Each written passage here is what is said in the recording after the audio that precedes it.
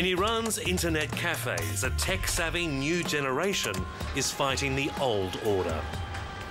Their only weapons, the gadgets of modern communication. Facebook and Twitter to share messages, and mobile phones to record images. The vision sent secretly to video websites. This new media was once seen as the plaything of indulgent youth. Now it's a powerful tool in a fight for freedom. Essentially, this is being fought on two fronts, on the streets between the protesters and the militia and the Revolutionary Guards, and on the internet by people, everyday people in Iran, getting their mobile phones out when they see brutality and ensuring that it gets out to the world. If this sort of information wasn't getting out, then who knows how much more brutal the crackdowns would have been.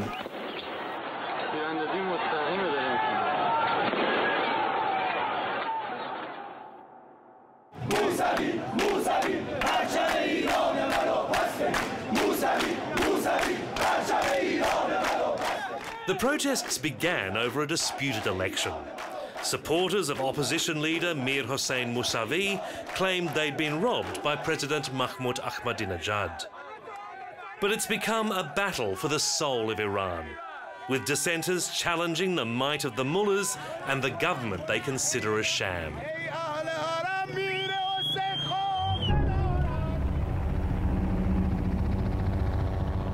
Intimidation, brutality and fear may have quashed most street protests, but the resistance and rebellion continues online. Tonight we'll follow this media revolution around the world. In Washington, we'll see how a blogger took a question from Iran's dissidents directly to the president. Under which conditions would you accept the election of Ahmadinejad? In the UK, we'll see how old media wrestles with the authenticity of the new and how Britain earned the ire of Iran's supreme leader. They are displaying their enmity against the Islamic State. And 13,000 kilometres from the rebellion's epicentre, how expat Iranians in a small Sydney apartment are helping the uprising.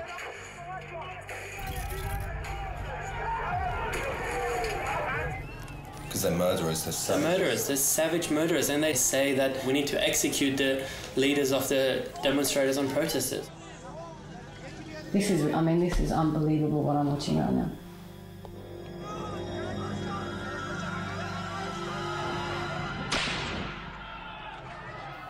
All you can do is watch it on, YouTube or watch. Every night, Nagar Salak and her friends tap into this virtual protest. Yeah, it's reaching new levels. She left Iran as a child but has travelled back often to stay close to family and friends.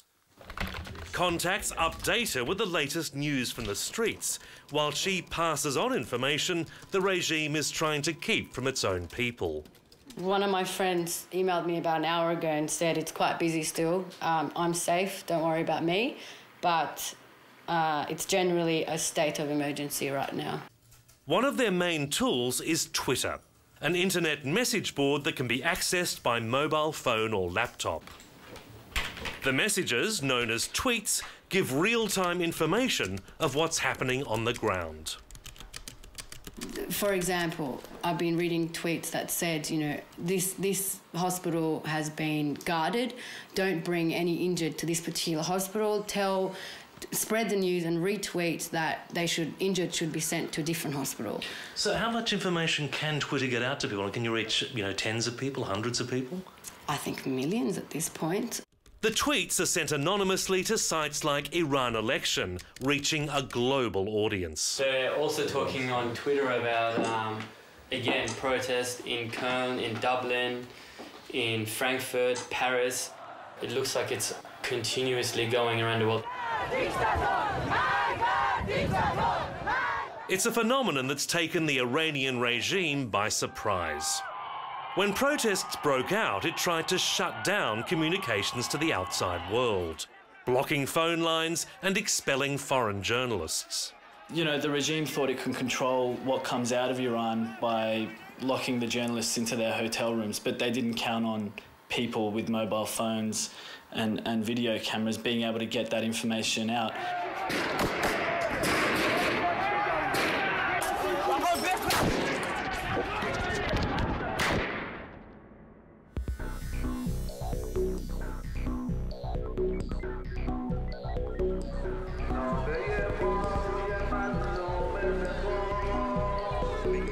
To understand how this happened, you have to look back to when a few brave Iranians sowed the seeds of change. In 2004, foreign correspondent told the story of Farid Modarressi, a young journalist working for Iran's government-run internet news service. What his colleagues didn't know was that Modarressi was secretly moonlighting as a dissident blogger. اصلاح طلبان جوان و روزنامه‌نگاران جوان نگاه صرف سیاسی ندارن. نگاهشون غیر ایدئولوژیکه، یعنی سیاسی دولتی نیست، سیاسی مثلا حزبی نیست. یک نگاهیه که بدنه مردم و مطالبات مردم پیگیری میکنه. Like many young people, Modarressi turned to the internet after losing faith in reformist politicians. By 2004, the hardline mullahs had crushed a brief flowering of democratic hopes under President Khatami. More than 100 newspapers had been closed and dozens of prominent reformers jailed. Protests were banned except for hardliners denouncing Western evil. مطمئناً مافیای مشروع هستن، یعنی مشروع از دید خودشون، یعنی اینا به وسیله برخی از ابزارهای سنتی توده مردم رو دارن اقناع میکنن که حرکاتشون کاملاً در چارچوب دین با اون نگاه سنتی هستش. مطمئناً دارن استفاده ابزاری از این مجموعه میکنن، ولی بدون دغدغه‌های حکومتی و بدون دغدغه‌های دولتی یک پایه‌های اصلاحات باید ریخته بشه و توسط اون راه ادامه پیدا کنه.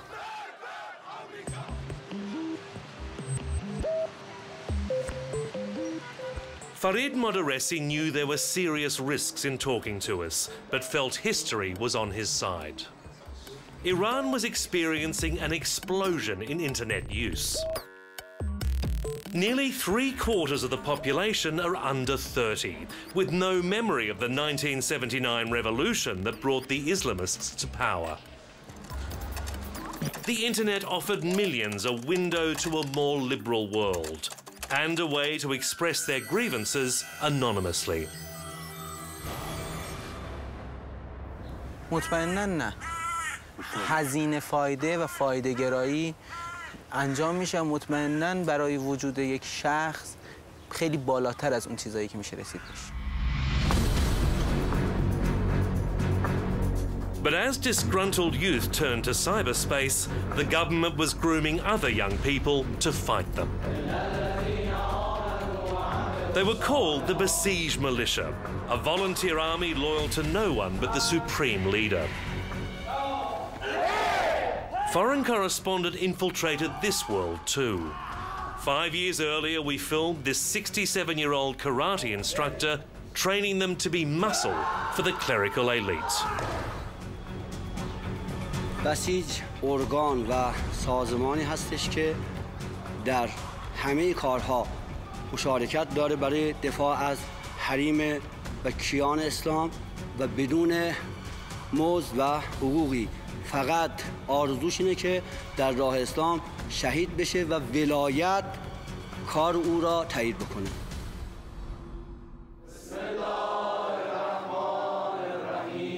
Martial arts instruction was followed by weapons training and spiritual indoctrination. If police or soldiers might hesitate to fire on the people, the Basijis could be relied on to do the government's bidding.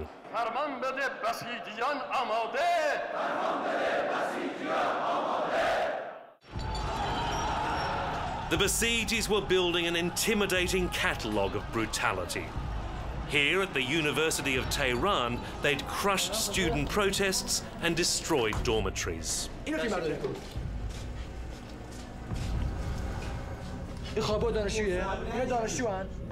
Since then, they've become a powerful, if semi-official, force in the security apparatus, willing to carry out acts from which uniformed police might flinch. These boys we filmed 10 years ago, some as young as 6, are now leading the crackdown on cyber dissidents. I got a post direct from Iran a couple of days ago saying these are children without parents. These are orphans that were orphaned at a young age and, you know, have been taken away by the government and manipulated.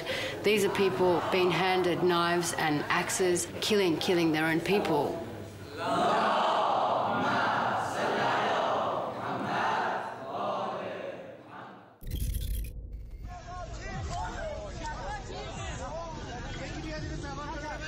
But one act of brutality in these protests has backfired with stunning force.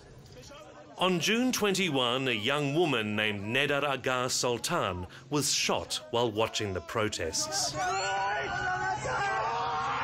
This harrowing incident, a life and death moment caught on a mobile phone, has become the defining image of the uprising. The footage was emailed abroad and uploaded on the popular YouTube video site, galvanizing protesters inside Iran and their supporters and followers outside. I think if this movement was going to die down, this seriously remobilized everybody to get behind the cause and kind of remotivated them globally to get behind the cause and not forget what they're fighting for.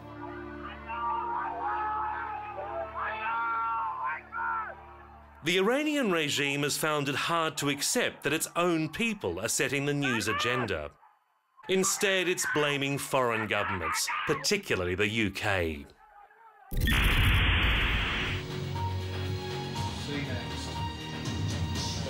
In January, Britain's public television network, the BBC, began satelliting a Persian language service directly to Iran. Supreme Leader Ayatollah Ali Khamenei says Britain is using it to spread anti-Islamic propaganda. They are displaying their enmity against the Islamic State, and the most evil of them is the British government. In reality, the BBC would have little to report without the input of Iran's citizen journalists. Since the BBC's correspondents were expelled, the Persian service has had to rely on emailed vision to tell the story. Its biggest challenge has been sorting fact from fabrication in the flood of material streaming in. Puna Godusi is a news presenter for BBC Persian television in London. If we use pictures or footage or video, which we do a lot these days, of what the people send us from the demonstrations, from the clashes with the police forces and the anti-riot police with the demonstrators, we do our best. We have expert UGC people, which means user-generated content experts. They make sure that the videos are authentic, the pictures are authentic. We make sure to tell people to only send us photographs that they have taken themselves and they have the copyright to. The Persian service also depends on people phoning from Tehran to report what they're seeing. ممنونم. سبا از تهران، نظر شما چیه؟ فکر می‌کنید این نقشی که کشورهای خارجی و رسانه‌های خارجی این روزا بازی کردن واقعا در چه حد بوده؟ چیزی که وارد این ساختمون شد و تقریباً به 40 لحظه مشکل در این ساختمون شکارت وارد کرد، کسانی بودن که به لباس نیروی انتظامی بودن، با توپ به دست بودن، ساعت 2 شب. But the government has had more success cracking down on old-style communication. We've heard of some cases when some people have spoken not just to the BBC but any foreign media, and then they get a phone call in their homes. The moment they pick up, there's an automated service that says, you have contacted a foreign news outlet, do not ever do that again. If you do, you will be legally persecuted or something like that. However, they call us right away and they tell us they've received that phone call and they still keep calling us, which is pretty brave sometimes. While Iran accuses Britain of broadcasting propaganda, it's running its own spin on the uprising. Press TV is Iran's official English-language news service, with several correspondents in London. Here, the rebels aren't protesters, they're terrorists. Well, it seems the breaking news is coming out of Iran about post-election violence. 13 people have been killed in clashes between police and a terrorist organization in the capital, Tehran. But clumsy propaganda is proving no match for the sophistication of the web. Nico Pitney is senior editor at the Huffington Post, an online news site produced in the US. A network of citizen journalists has enabled him to do quick turnaround coverage of Iran, all from a laptop in his Washington home.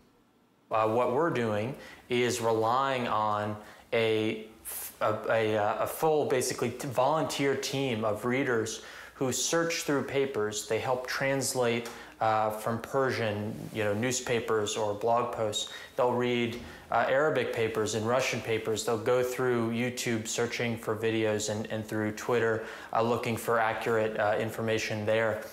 It's a real group, communal effort at news gathering, and that, I think, is pretty unique. The Huffington Post was able to bring the concerns of protesters directly to the White House. 2 weeks ago, Nico Pitney was invited to a press conference and went online to get his question. Thank you, Mr. President. Nico, I know that you and all across the internet, we've been seeing a lot of reports coming directly out of Iran. I know that there may actually be questions from people in Iran who are communicating through the internet. Do you have a question? Yeah, I did. I wanted to use this opportunity to ask you a question directly from an Iranian. We solicited questions last night from people who were still courageous enough to be communicating online, and one of them wanted to ask you this. Under which conditions would you accept the election of Ahmadinejad? And if you do accept it without any significant changes in the conditions there, isn't that a betrayal of what the demonstrators there are working towards? Well, look, we didn't have international observers on the ground. We can't say definitively what exactly happened at polling places throughout the country. Mainstream media networks took affront at what they saw as preferential treatment for a blogger. But the question at least brought measured support from the president. I think it is not too late for the Iranian government to recognize that that there is a peaceful path that will lead to stability and legitimacy and prosperity for the Iranian people. We hope they take it.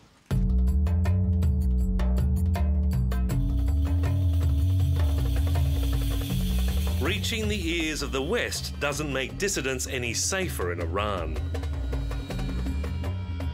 Farid Modarressi was sentenced to 6 months in prison after he spoke to this program in 2004. It was the second time he'd been jailed. After his release, he went off the information grid. We were unable to contact him for this story.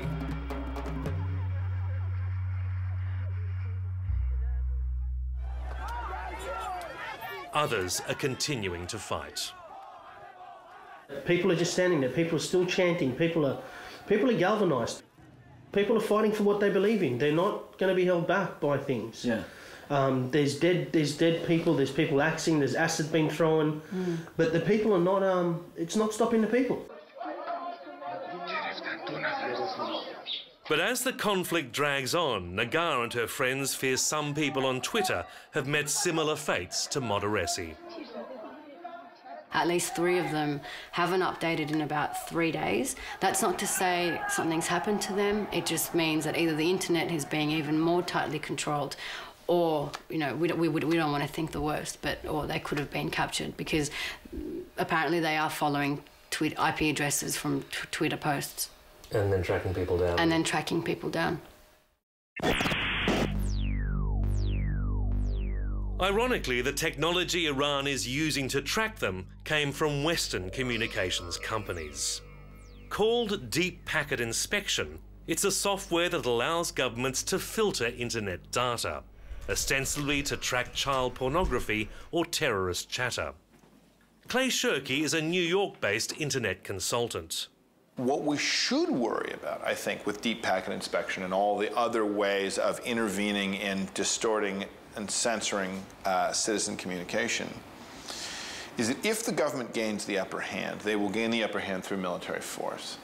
And the search for dissidents to round up and arrest, torture, or kill will use retrospective looks at the material that's flowing through the network now. Just yesterday, an alarming site in Persian went up with photographs of the dissidents asking citizens to identify particular protesters. So clearly they're going after locating individuals and hunting them down.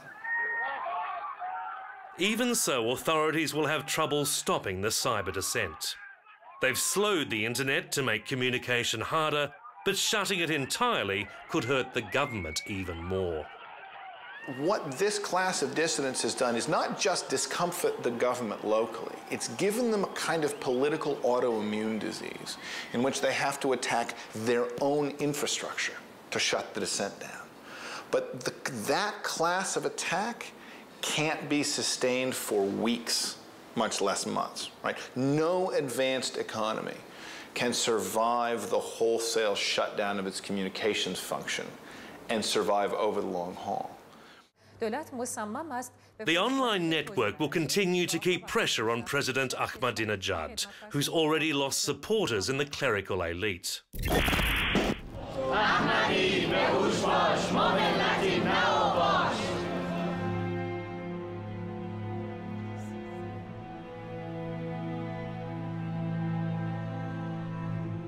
When they're not online, Nagar and her friends are at community vigils trying to keep the issue in public view. Iran's vast diaspora, made up largely of families who fled the Islamist regime, is mostly behind the protests.